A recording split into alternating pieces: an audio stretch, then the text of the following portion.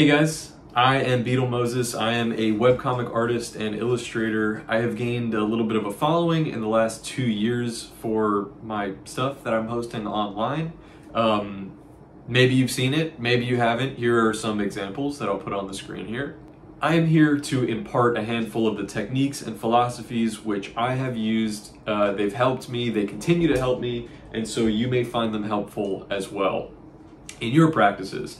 I am by no means an authority on art, and art in and of itself is completely subjective. So if I say anything in this video which you just don't agree with or you think is wrong, that's great. I would like you to just prove me wrong in your art. That is my challenge to you. Let's get right into it. Do not shy away from using reference images. I use references all the time, probably to a fault.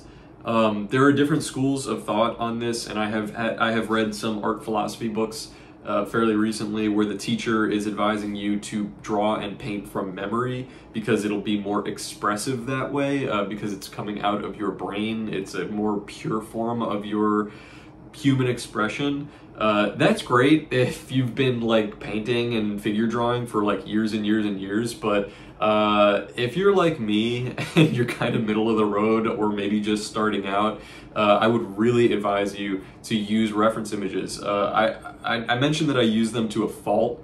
What I mean by that is that like I will take pictures of myself or find images online of people just sitting or doing something really mundane. I'm of the opinion that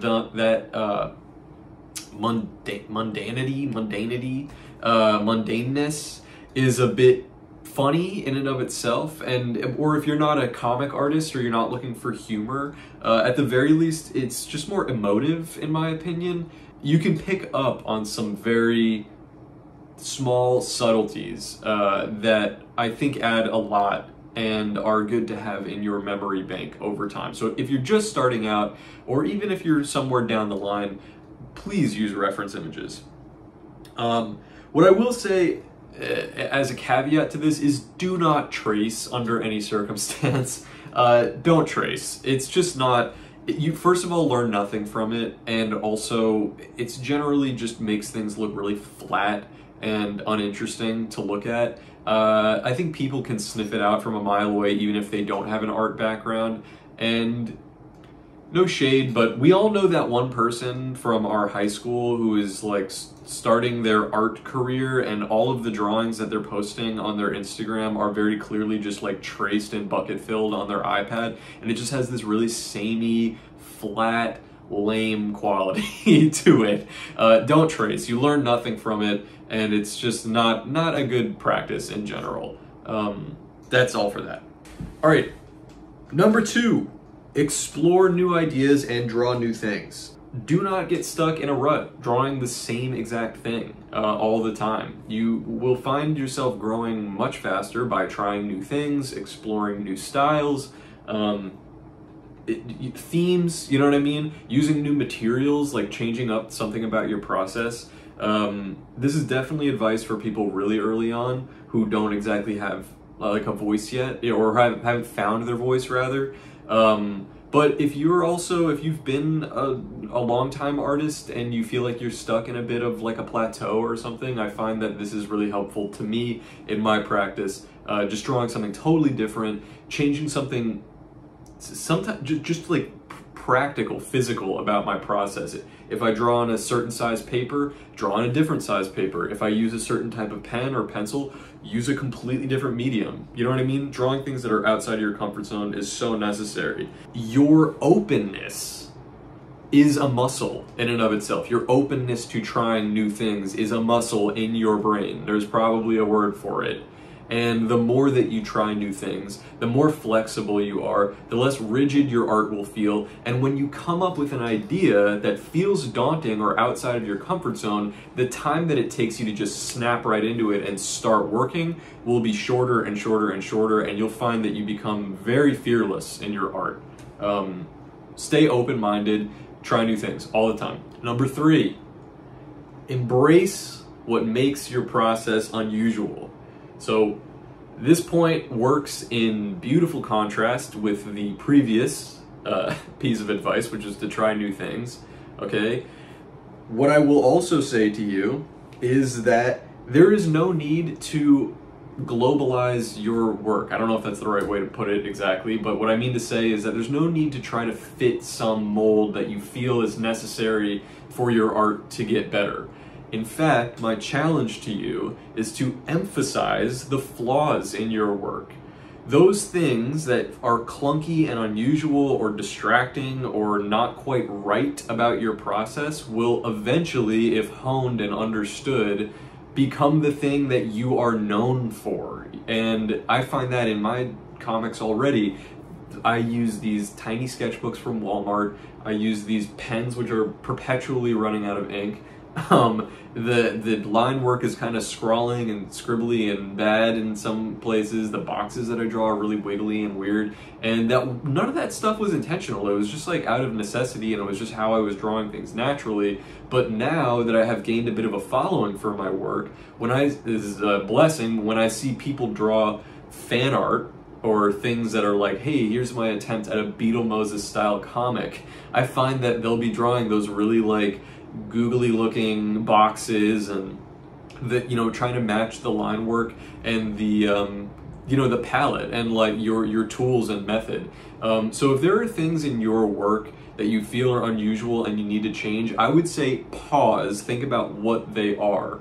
And if you've gotten into a little bit of a groove with those things and you feel like it's actually, you're comfortable in it, and it's kind of like, how do I phrase this right?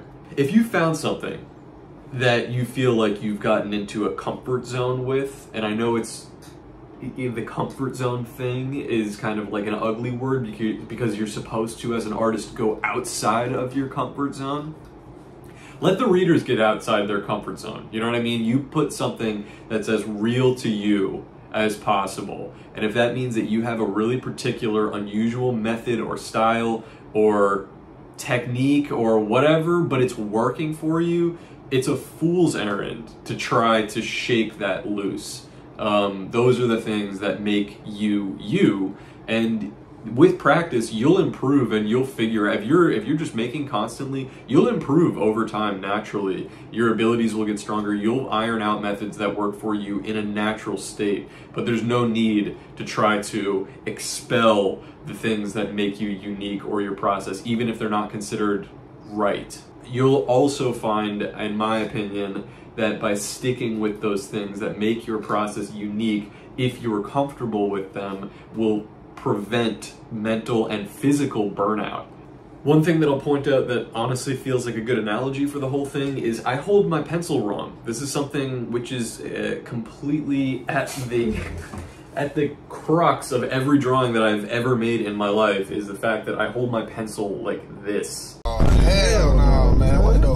I don't really know how to even frame this right. And all of the motion happens in my fingers like this. All the way back when I was in kindergarten, my teachers were trying to get me to write correctly, which I believe is like supposed to be like that or something. But you'll notice that the motion when you're drawing like this is in the wrist, and the motion when I'm drawing like this is in my fingers.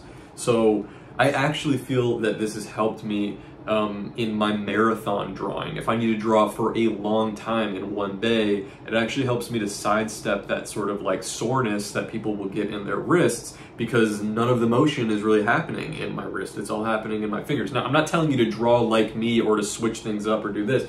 The whole thing is supposed to be an analogy that if you have something which is considered wrong or unusual and you feel this desperate need to kind of like fit the mold of what other people are doing, don't, all right? Don't do what other people are doing. Do what works for you, and eventually those things, you'll reap the benefits of being honest and kind to yourself. Number 4, learn to steal respectfully. There is a distinct difference between blatantly ripping another artist off, copying their steez, and finding what you value in their work and repurposing it in a way that works for your own practice. And it's not even a fine line between the two. They're vastly different. They're vastly different. Don't look at another artist's work and think, I need to draw like that. I want to draw like that. What I would encourage you to do is to ask a silent question to yourself in place of that statement. What do I like about this artist's work? Is it the line work? Is it the style? Is it the subject matter? Is it the color palette? Is it the tone? What influences did this artist pull from? If you value your own originality, an artist who values their own originality will not suffer long-term from imposter syndrome, because you won't be trying to be another artist. You're only looking to be the best version of yourself. Art as a whole should be looked at as a superorganism. All right, there are so many individual artists that are putting out ideas that are different from things that have come before. They're new, they're fresh, they're interesting, and that's amazing, but no idea exists in a vacuum. Those artists, whether they're conscious of it or not, are pulling ideas and influences from things that they've seen in the past that they like and they want to emulate in their own work. And that's an amazing thing. It should be encouraged. It should be studied. You should be thinking about it constantly. It's really, I think, natural in the beginning for a lot of artists to try to start copying really directly what another artist is doing, but you're gonna hit so many hurdles of frustration because you're never gonna achieve it. And even when you do, if you achieve, let's say you're able to pull it off like perfect to a T, you're still gonna have that nagging voice in your head that you're just like, I'm never gonna be exactly like blah, blah, blah, because you're not. You need to, if you like something in another person's art, that's great. And you should draw influence from it. But you need to be able to ask those questions to yourself and figure out what it is you like about it and what you want to implement in your own work to make it your own. Number 5, talk to other artists. So as I just mentioned, art is a superorganism, all right? There are so many amazing artists out there, and artists love to talk about their own work, typically. They really like talking about it, even if they pretend that they're too cool for it. Everyone likes talking about their own work. And you might be surprised to know that, like, a lot of big art accounts don't really get, like, aren't fielding that many messages. So if you're an artist and there's an artist that you really admire and you like to just, like, talk to them and talk shop with them, just reach out. Don't be shy. The worst thing that happens is they pretty much just don't reply to you because they either don't see the message or they're shy or who knows. The best thing that happens is you literally make a best friend for life. This person could be at your funeral giving a heartfelt, teary-eyed, just emotional speech about how impactful you were in their life. That's one DM away on Twitter. Basically, I mean, I'm not even exaggerating, really. That is what could happen. That's the best thing that could happen. And the worst thing that happens is they just, I don't know, they ignore you. Like, well, but who cares? It's not a big deal. Art is not a competition. It's good, in my anecdotal advice, to have a friendly, competitive nature in your mind with other artists that you maybe consider to be in the same field as you. There are other comic artists, webcomic artists in particular, who I love. They're some of my favorite, they're some of my favorite artists online, and something about their output or their tone or their style, I'm just like, damn, I want to be more like that. You know what I mean? And that's great. And me trying to have that little mental game where I'm just like, all right, this person just did A, B, and C this last month. Like, I need to put my pedal to the metal. I want to be like that. I'm trying to prove that I can do that too. You know what I mean? And it's not shade to the other artists. It's out of admiration for their work. That's a healthy form of competition. But there's no need it's completely stupid and pointless to try to look at other artists like they're taking food off of your plate, because that's stupid. And there's an old adage that I bring up from time to time, which I will impart to you, about this guy who goes to his rabbi and he's talking about how it's like, but somebody opened a business down the street from me, and oh my God, it's over for me. They're gonna take all my clients, and how could they do this to me? And the rabbi is basically saying, you know how when you take a horse to water, the horse will like paw and kick at the water, and because they see the horse sees its reflection, and it thinks that there's another horse in the water. And so they kick up a storm, and it's not until the water is all muddy and rippled and crazy, and then finally the horse will drink. But the horse is a beastly animal, and it doesn't have the sense that we humans should have. what the horse doesn't understand is that not only is there not another horse there, it sees itself in the water, but that there is enough water for everyone, even if there was another horse there. It does not matter. There could be 100 horses and they won't run out of water. So my whole point in saying this is, don't look at other artists as the enemy. They're not taking food off your plate. In fact, they can offer so much to you if you decide to reach out and make a genuine connection. Not networking, that's not what I'm talking about. I'm talking about actually going into it open-minded, looking for advice and help, and just being able to talk shop with a like-minded individual. I encourage it. It's been great for me. I encourage you to do the same. Number 6, the final point. Metrics and reception should be considered dead last, if ever. This should be self-explanatory. And it's a cliche. And I know, like, when a big artist is telling you, like, social media engagement doesn't really matter, it's really easy to just be like, yeah, go fuck yourself. But look, if you expect anything from art, you expect too much.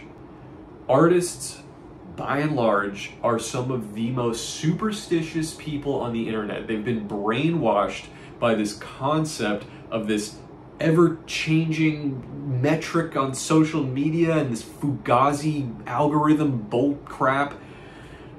And now it's like, oh, well, I need to post one emoji and this hashtag and on a Tuesday at 3 o'clock, and it's like, to get the most engagement out of my dude. Or I need to be making art about this and that, dude.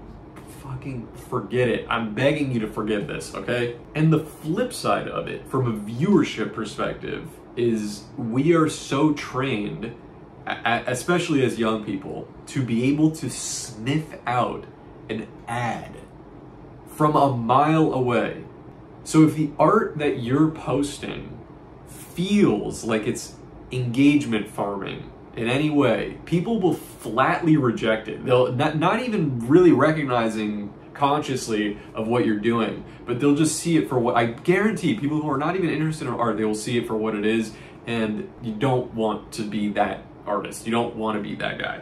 The real answer, in my experience, is to make inspired work. And sometimes, if your work is good enough, it will find its audience. It's not a guarantee, but the best way, the best practice to combat whatever concept of an algorithm or my stuff isn't getting enough viewership or whatever, the best way to combat that is to make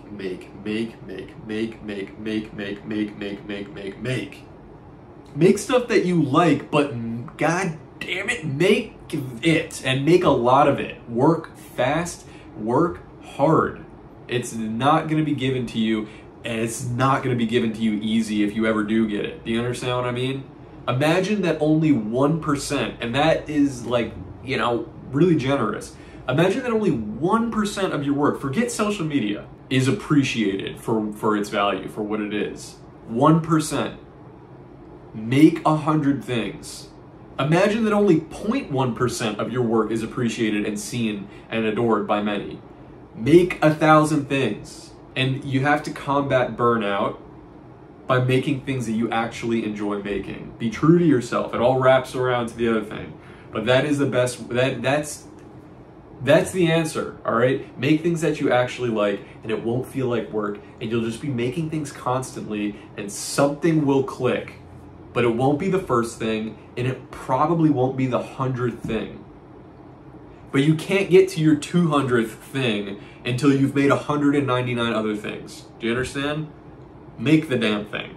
I think I've about covered everything for this video that I wanted to impart on you, some of the basics. There's certainly way more to talk about, and as you can see, I'm a rambling man. I could just go on and on and on about this stuff forever. So more to come. I would really appreciate if you subscribed to my Patreon to help me out. Patreon.com/BeetleMoses, where you may even already be viewing this video. I got tons of bonus and early access content there for you, and it helps me out big time, big time. Thank you so much. I'll talk to you soon. Bye-bye.